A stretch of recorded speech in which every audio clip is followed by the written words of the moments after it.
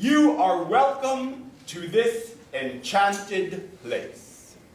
But are you the type of person that will enjoy your stay? Let's find out. If you believe in magic, on the count of 3, clap your hands. 1, 2, 3.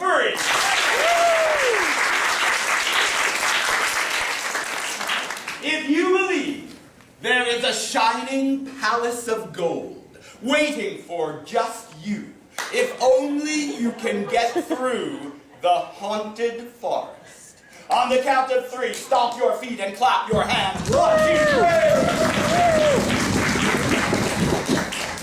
If you believe that the good should be rewarded and the wicked should be stripped of their shoes until their feet are bare, so that red-hot bands of steel can be affixed to their bare feet, and be forced to dance before the queen until they fall down dead, whereupon a flock of ravens descend from the sky and pluck her eyes out. On the count of 3, raise your voices, stomp your feet, and clap your hands. 1, 2, 3!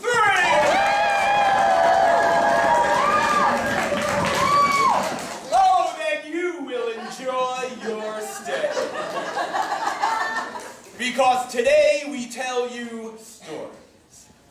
But how can we tell you stories without a band of storytellers?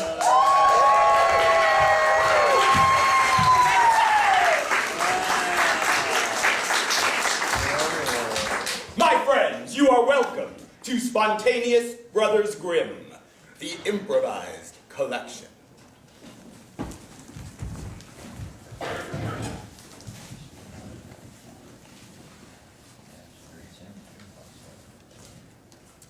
The Golden Dragon's Egg. There was once a princess who had money and land aplenty, but for all the wealth, happiness was lacking in one respect. The princess had no manners. The Golden Dragon's Egg. And I tell you again, daughter, said her old father, the king, as he entered her chamber. Don't trip on that pile of dirty socks. And then I have that pile of dirty booger eggs over there. What do you want, Dad? This is my domain. Belinda's domain of herself. Belinda, you are the princess. Yeah?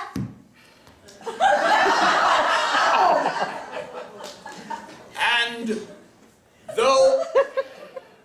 Stop doing that! It tastes good, right? Though I would it were not so, you are my only child, and therefore heir to the kingdom. Yeah, we all know that, Pops.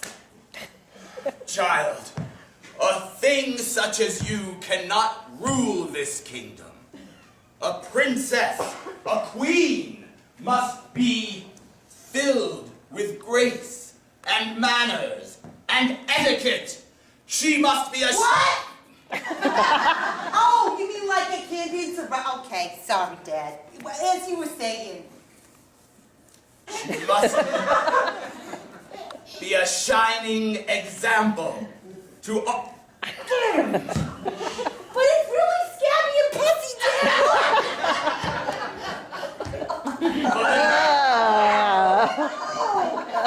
I do not even want to know what you just did.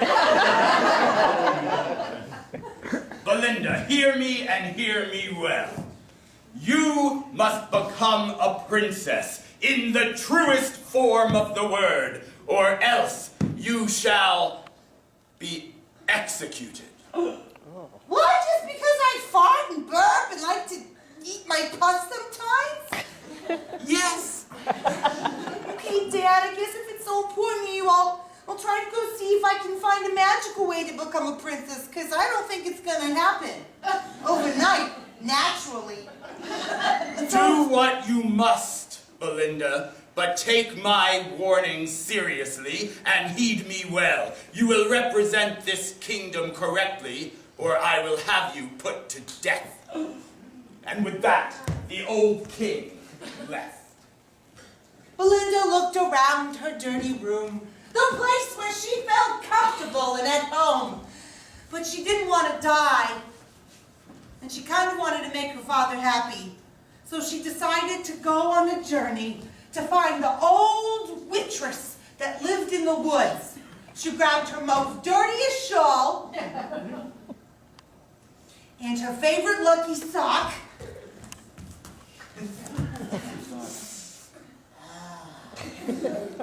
That's when I still had an ingrown toenail. All right, and they set off into the forest. It was a dark, cold night, and it was as if all the creepiest trees of the forest were like humans looming over her path. In the forest was the waitress. Princess Training right here. Are you the waitress that lives in the dark and creepy wood? I believe the address is 225 Dark and Creepy Wood. Yes, that is my address. I have come because... Don't tell me you are here for Princess Training. Well, yeah, my father thinks that I'm gross and disgusting and I have no manners. And he's gonna kill me if I don't become a true princess. So, what can you do? I'm going to teach you proper etiquette.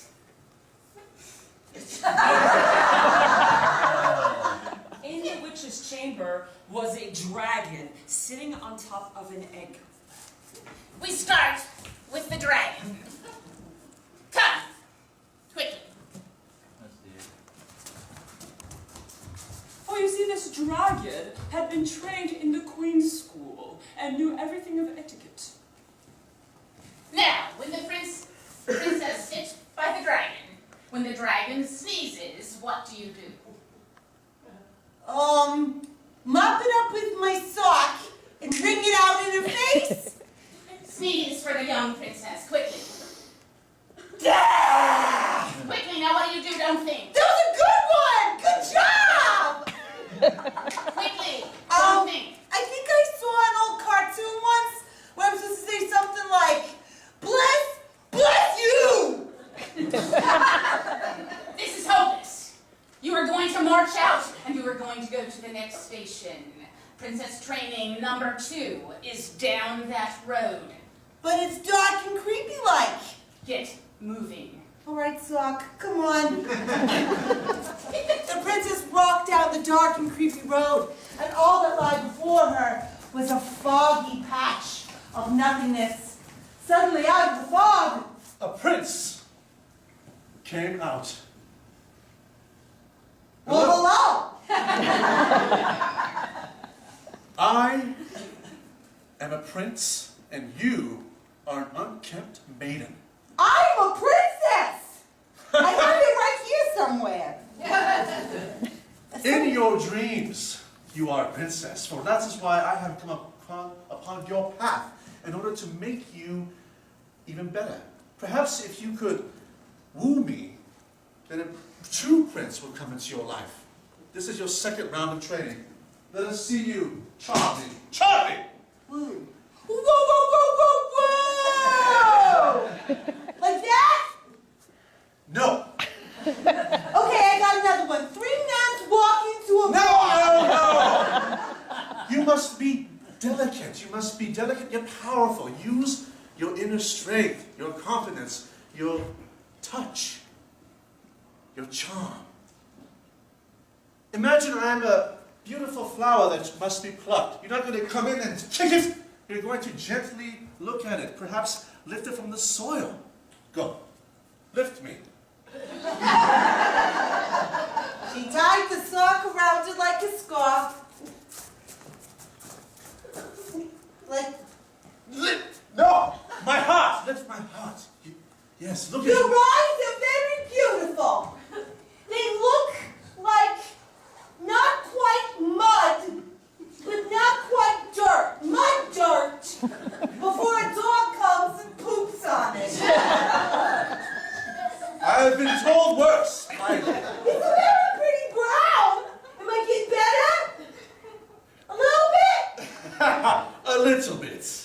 But I see that there's something else within you that you question about yourself. There's a third part that you must go into the path to see your true nature. Okay, so the princess went on, trying to remember her lessons. Say bless you when a dragon sneezes, and lift up a man's heart like a flower.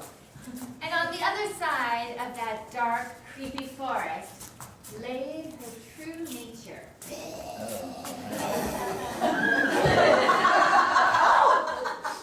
I can tell by the shirt that says your true nature that that's my true nature. You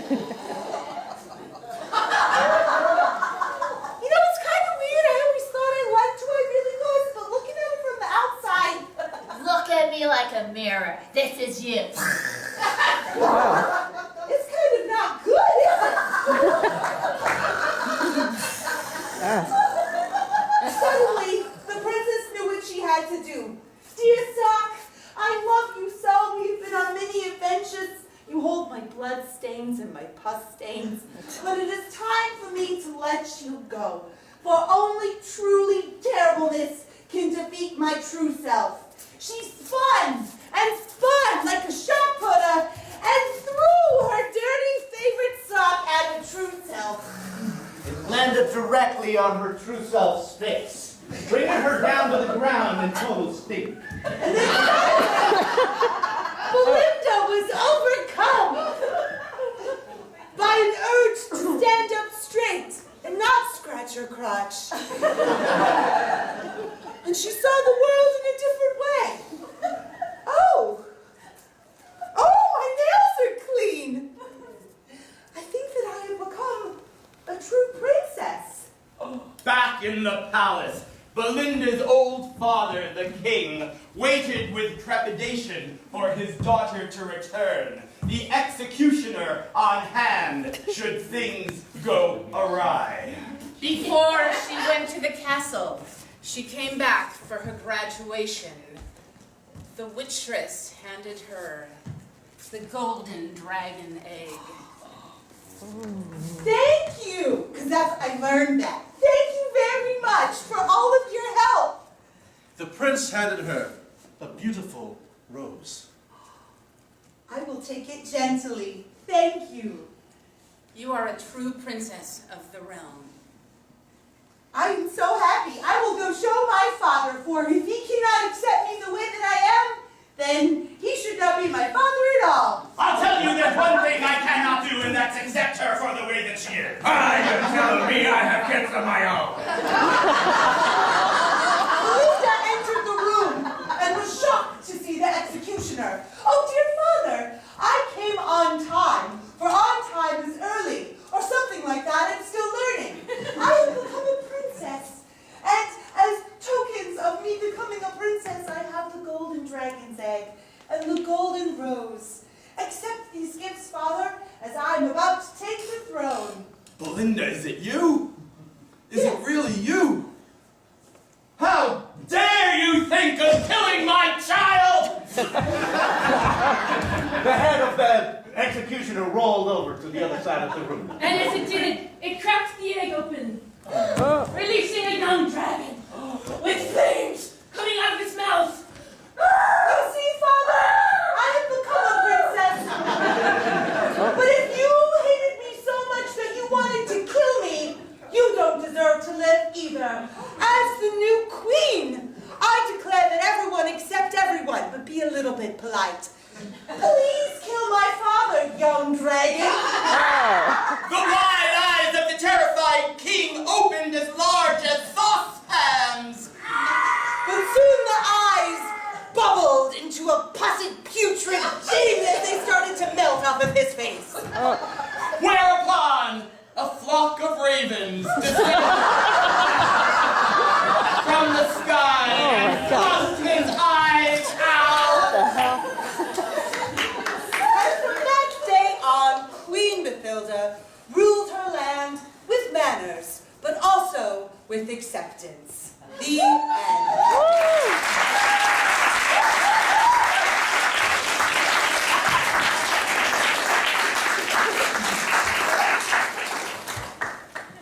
We did this one last week.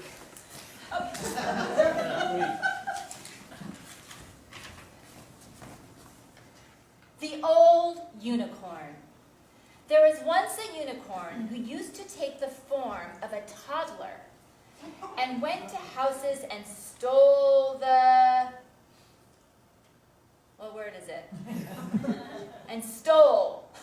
No one knew whether he carried them, for they were never seen again. What did he steal? Just call it out. Cookies. Cookies, thank you. So, he went to houses and stole cookies, and no one ever saw him again. There was a lonely couple that lived together, and their only wish was to have a baby of their own.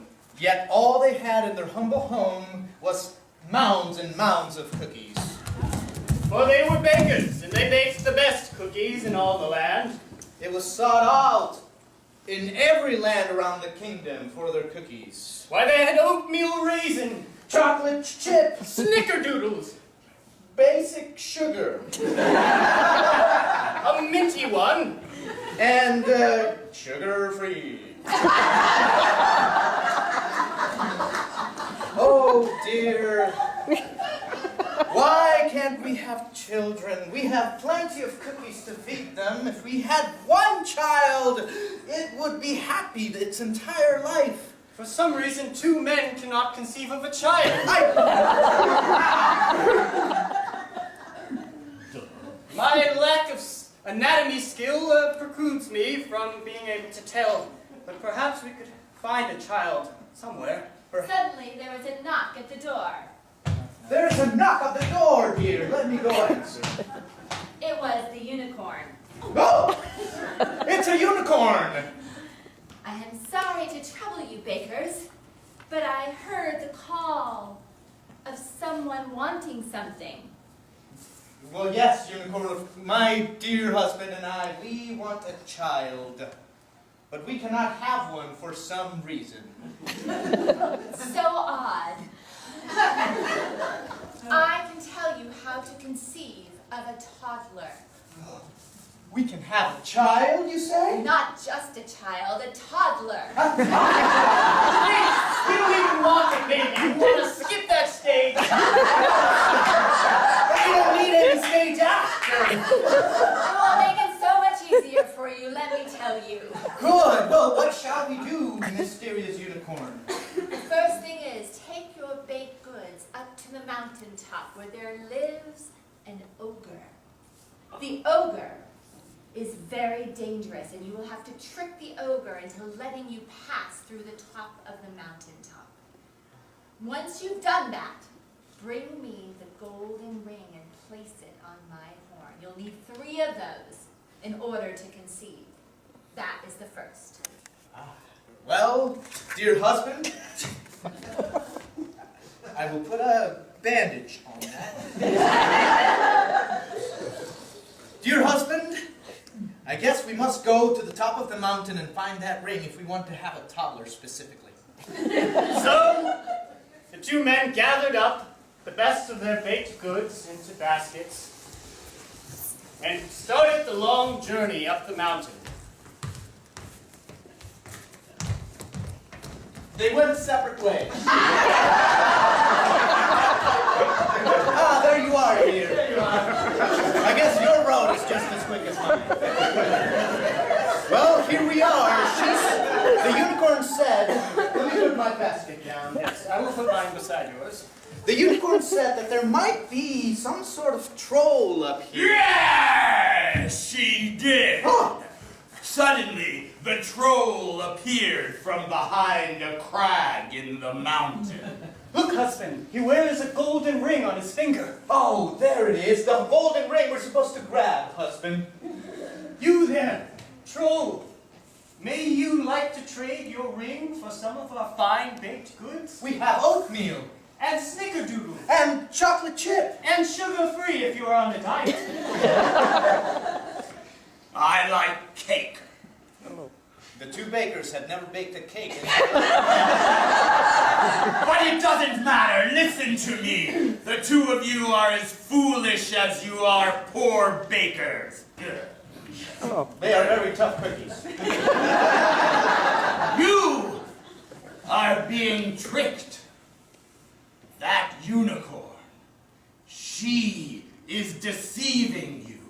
She is the one who placed this curse on me to turn me into this terrible troll. She is the one who has been stealing all the cookies in your village, disguised as a toddler. Oh, that makes sense. That's why we wanted the toddler so much to feed our cookies, because we saw one stealing all of them. I don't know what you're talking about. But it doesn't matter. What matters is that you must take this ring. But do not give it to her. Use it to destroy her. Only then will all the cookies that she has stolen be freed. So that they could live out their lives and get eaten by children. Dear, we have a choice to make. Will we have a toddler or will we release all the cookies? I say we release the cookies. All the cookies sang in glorious agreement. Release the cookies! Release the cookies! I like the toddler. I believe the unicorn and not the troll. Well, we do not need to make this decision in front of other people. We can have our argument. Okay. Let us go, and I believe you, troll. Thank you very much for your instruction. We shall return and make up our minds. You are making a terrible mistake. When you see her again, she will have the form of a toddler. She will beguile you with her eyes, and you will scarce be able to resist her spell. Stay strong, I plead with you. Stay strong. And the gluten-free cookies stayed behind and sacrificed herself to the troll. And so they grabbed their baskets yet again and took separate roads back home. They had an open relationship.